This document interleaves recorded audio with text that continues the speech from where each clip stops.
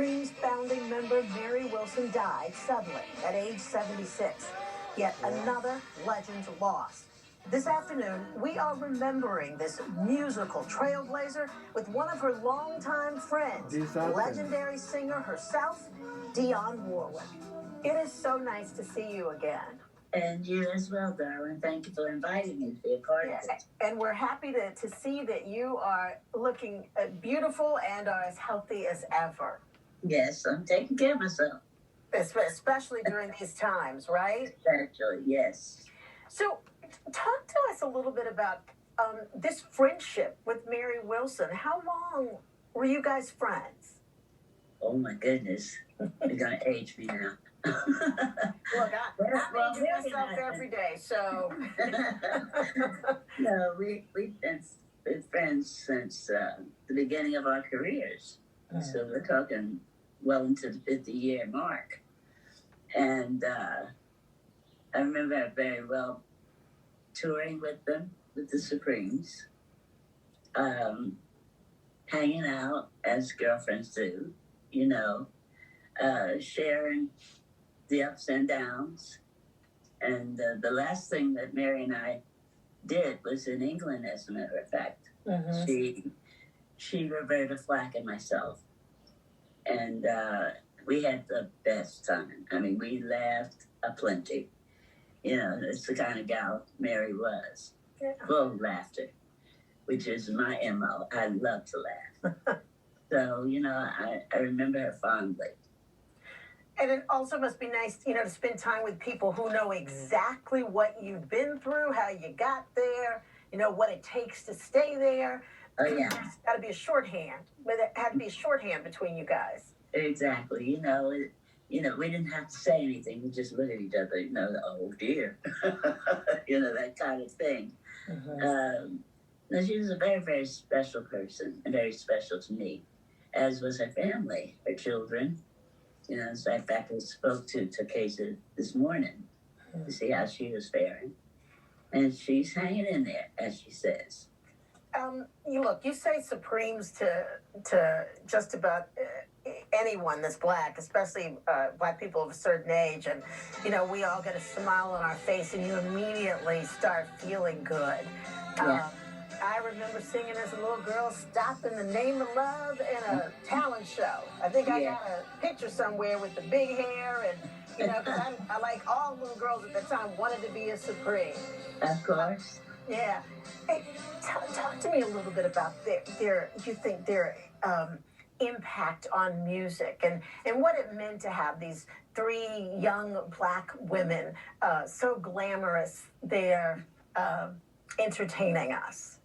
You know, during our era, the 60s, when we all got kind of started, they were the girl group at the time. You know, they set the standard. And they were the glamour pusses. you know, they went through all that Motown had to offer them with the presentation, how they looked, how they acted, how they spoke, how they walked, all those things. They had a charm school, basically, that they went through at Motown, which was wonderful to see. You know, I had wonderful mentors as well, and they taught me very well. So it was a pleasure to be around them and to just to hang out, especially Mary. And I have to point that out because Mary was like I said, the one that laughed all the time. You know, I loved Florence as well. And Diana was another type of lady. You know, she kind of kept to herself most of the time. So she was not really a part of the conversations that Mary and I would have on occasion, or the luncheons that we would go to, or the breakfasts that we would meet at. No, but the Supremes, generally, they really set the standard. They really did. You know, I know that breakup was hard on her, and one of the things I always admired about her is that she kept it moving in so many ways. Talk to me a little bit about that. You know, it does take a special kind of person to, you know, land on their feet and say, this is what I'm doing. I'm going to keep this shit moving, and when it's not moving anymore, I'm going to, change the direction. Oh, yeah. But she just, Mary, first of all, was a very strong person. And, she took the knocks, like we all did, and landed on both feet, which I loved about it. She never had anything derogative to say about anyone or anything. When things were not going exactly the way that they really should, and we've all experienced that. Yeah. She just kind of took it with a grain of salt. Okay, so the microphone doesn't work, so I'll go over here and sing with Florence, or I'll just jump in Diana's mic, Yeah. But it was just a case of her being able to be a grown-up about it all, and that takes a very special kind of personality, and that's what she had.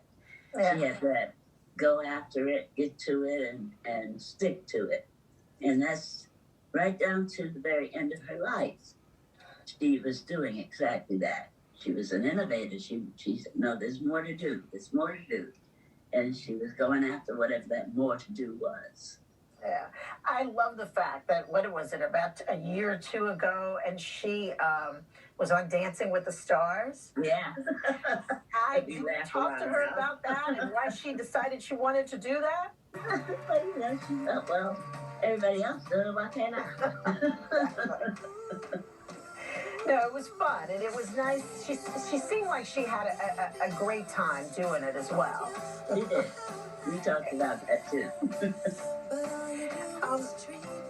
I know that there's one of the things that's happening. There's going to be, I think, a CD released with a lot of their greatest hits. And how do you think she feels about that? And I know there was some conversation about the fact that the way Florence Ballard was going to be featured on the CD, some folks were not happy about. Florence was a part of the original group and should be represented. And I think Mary would have felt a little bit crazy if she were not a part of that particular CD that's being, this is the first I'm hearing about it, but I think it's something, if they're going to do something authentic, Sure. then Florence belongs there. And whoever it is that doesn't feel that way, that's the way they feel. How do you think that she wants to be remembered? Oh, wow. First of all, a supreme, because that's the way she felt. One who loved life, one who considered herself a part of life. Fun gal, just, I love to have fun, and she did. And I think that's how we all who knew her would remember her, or will remember her. And good people. Oh, yeah, she's definitely that. We have you here. I have to ask you, what you've been working on. I know that the pandemic has curtailed a lot of events and activities. Oh, yeah. But you've done some things virtually? Yeah, I've done a couple of things. I've not done anything with regards to recording or anything like that. I do in the studio. So virtually, I don't think that's where my heart is with regard to what I give people. But I've been quite active on Twitter. Twitter queen. You've been real active on Twitter. What it is. It's been absolutely wonderful. I had the opportunity to meet some of the new talent that we all are being appraised of.